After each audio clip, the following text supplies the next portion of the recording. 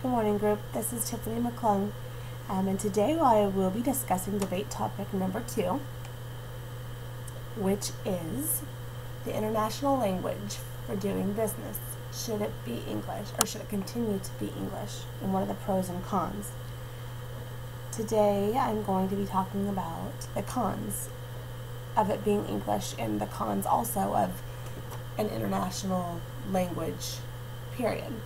I do feel it is very effective to have one language to make business transactions easier. However, there are some cons to having one language as well that I will be discussing. First, I'm going to go ahead and start with the cons of just the international language in general. Like I already stated, there are many benefits to utilizing one language in the business world. However, there are many drawbacks as well. A one language fits all may not be as an effective tool as we may have believed. Just because there is one language and certain words that we use does not mean that each society fully understands the same thing. A society's understanding varies based on their own culture. For example, some cultures are very literal, where people in America tend to use sarcasm quite often in their communication. Another example, personal example, is I used to live in England. I lived there for 3 years, and within the first couple days I found that their sense of humor was completely different than what I was used to, and I would say, generally speaking, than what Americans were used to. In my opinion, the British tend to have a drier sense of humor that most Americans that I lived over there with didn't find as comical. So it just kind of goes to show that there are little cultural differences, even though we both speak English and we both understand the same words. We just have different points of view on things. Many people feel that actually keeping the culture's diversity in the business world and in the world in general will help people to better communicate their needs and wants.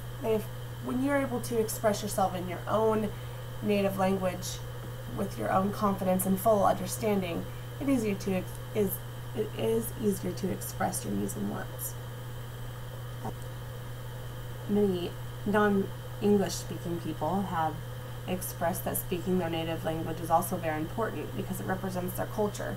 So the more that we take out other cultures, not only are we not fully understanding probably what we're meaning to or needing to, but we're also taking away their culture, their cultural heritage as well.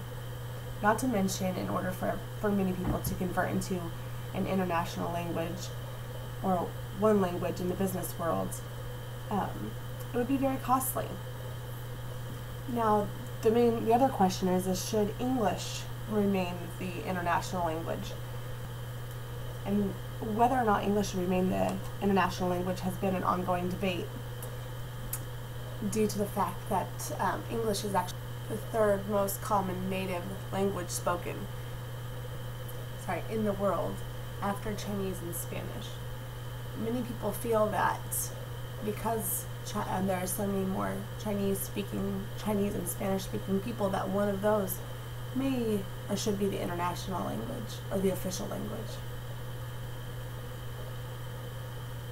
So there are many pros and cons to having an international language in business, and also keeping English as the international or official international language.